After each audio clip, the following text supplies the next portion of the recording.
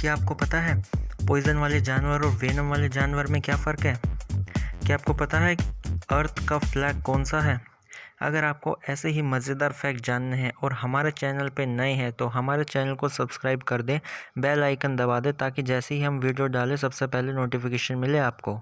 तो चलिए वीडियो को स्टार्ट करते हैं। एक हैकर ग्रुप ने वॉशिंगटन में एक पोस्ट डाली और इंटरव्यू में ये बताया कि इंडियन बैंकिंग इतना सिक्योर नहीं है जितना उसे होना चाहिए। वो ईजिली हैक्ड हो सकता है, वो भी कुछ मिनटों में। चलते हैं अपने अगले फैक्ट की ओर। 6 दिसंबर 2016 को जब रईस का ट्रेलर रिलीज़ हुआ था यूट्यूब पे, तब यूट्यूब व्यू काउंटर क्रैश्ड हो गया था और लगभग 1 घंटे तक क्रैश्ड रहा था।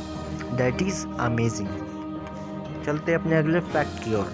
क्या आप जानते हो पूमा कंपनी ने हुसैन बोल्ट को $9 मिलियन यानी कि इंडियन करेंसी के हिसाब से 67 करोड़ 71 लाख रुपीस पे किए थे सिर्फ और सिर्फ उनके शूज़ पहनने के लिए।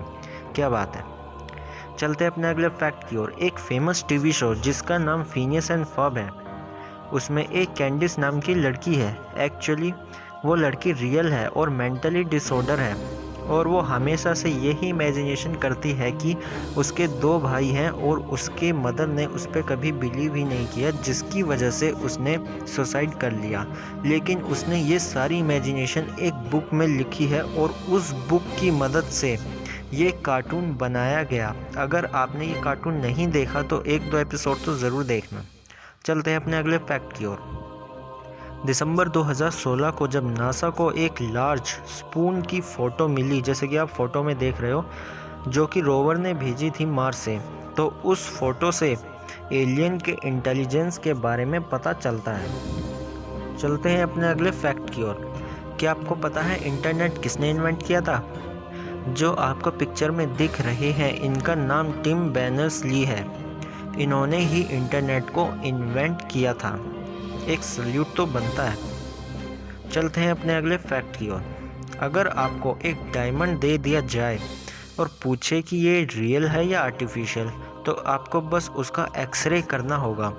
अगर एक्सरे में डायमंड शो हुआ तो वो नकली है यानी कि आर्टिफिशियल, और अगर शो नहीं होता है तो वो एक रियल डायमंड है, जैसे कि आपको फ़ोटो में दिख रहा है। चलते हैं अपने अगले फैक्ट की ओर। फ़ोटो में देखो कैसे एक हाथी का बच्चा पानी पी रहा है। असल में बच्चे 9 महीने तक पानी ऐसे ही पीते हैं क्योंकि उन्हें अपनी ट्रंक का यूज़ करना आता ही नहीं। कितनी क्यूट फ़ोटो है। चलते हैं अपने अगले फैक्ट की ओर। एर्टिश रिवर जो कि रशिया में है, जब वो जमी तो कुछ इस टाइप में जम गई कि उसमें कुछ जैसा फ़ोटो में देख रहे हो ऐसा एक इंटरेस्टिंग पैटर्न बन गया। वाह, मस्त है। चलते हैं अपने अगले फैक्ट की ओर। ब्लू जावा बनाना।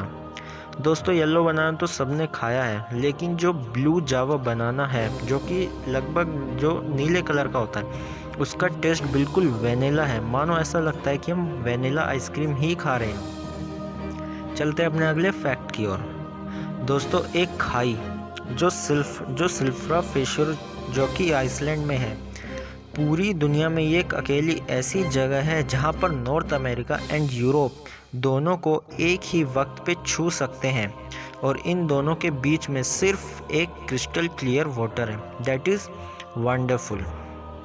दोस्तों, अगर हम एक टनल बना दें, वो भी अर्थ के नॉर्थ पोल से लेकर अर्थ के साउथ पोल तक, और नॉर्थ पोल पे खड़े होकर हम टनल में जंप लगा दें, तो दूसरी तरफ आने में हमें कितना वक्त लगेगा बता सकते हो?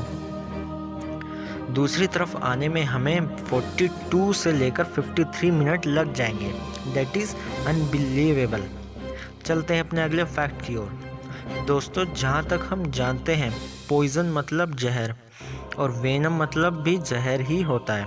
दोनों का मतलब जहर होता है, तो इसका मतलब ये हुआ कि पॉइजनस एनिमल और वेनमस एनिमल दोनों का मतलब भी एक ही होगा। लेकिन नहीं, कोई इंसान उस एनिमल को काट ले और वो खुद ही मर जाए तो वो एनिमल एक पॉइजनस एनिमल है। अगर दूसरी तरफ की बात करें तो कोई एनिमल एक व्यक्ति को काट ले और वो व्यक्ति मर जाए तो वो एनिमल वेनमस एनिमल है। चलते हैं अपने अगले फैक्ट की ओर। एक बार मैं आपको, बल्कि ये फैक्ट नहीं, एक बात बताना चाहता हूँ मैं आपको कि आप ध्यान से सुनना। एक बार 50 पीपल, मतलब 50 लोग का ग्रुप बनाया और उन्हें एक सेमिनार अटेंड करवाई, और उस सेमिनार में हर एक बंदे को एक बैलून दे दिया और कहा कि इसमें अपने अपने नाम लिखो, और सब ने लिख दिया। फिर सब से उनके बैलून लेकर एक कमरे में बंद कर दिया और फिर सबको कहा कि तुम सब अंदर जाकर अपने अपने नाम के बैलून लेके आओ। और फिर वहाँ यानी कि कमरे में धक्का मुक्की होने लगी, पर किसी को अपने नाम का बैलून नहीं मिला। और फिर कहा गया सब लोग एक बैलून उठा लो, रैंडमली एक बैलून उठा लो, और उस पर जिसका नाम लिखा है वो उसे दे दो।